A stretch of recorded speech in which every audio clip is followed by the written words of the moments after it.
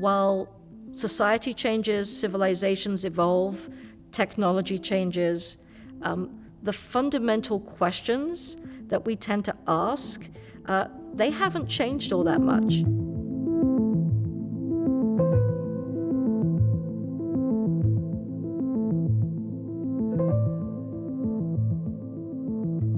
I think an idol is something that we give ultimate worth to that is not ultimate, right?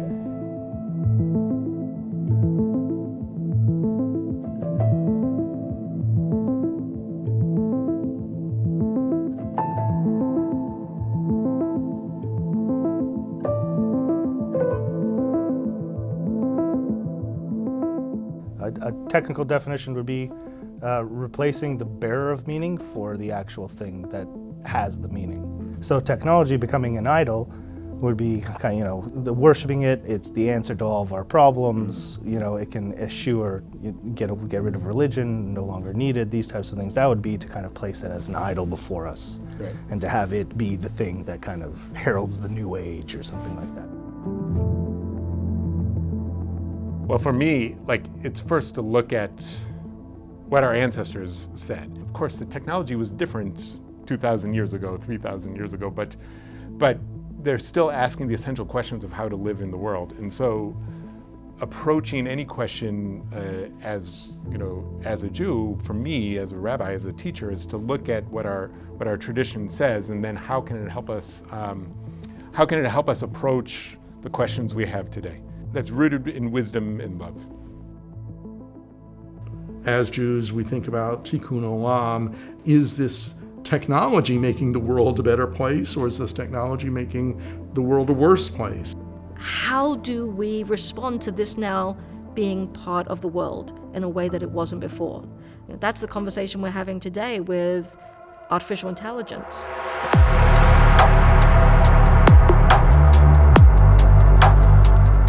One of the core competencies of Judaism is creating limits that help people. And so approaching AI from the standpoint that it's going to continue evolving and growing and developing. It's going to become more and more a part of our lives and more a part of society as a whole. What are the healthy limits is a very Jewish approach. It is pragmatic. It understands that unbounded potential, in fact, can lead to real regress. And at the same time, it makes clear that the goal of AI must be helping people. It centers people and their well-being in the conversation in a way that I rarely hear in other circles and in other times. I guess asking the question, where do you decide this is not good, this is too much, and this is okay? Because when you look at it as a continuum, there's no bright line. It's asking what are the right questions so that I'm thinking about the impact of something, not just in how does this tool affect this thing that I designed the tool to work on, but how does it affect something that I might not have been directly thinking about in designing the tool.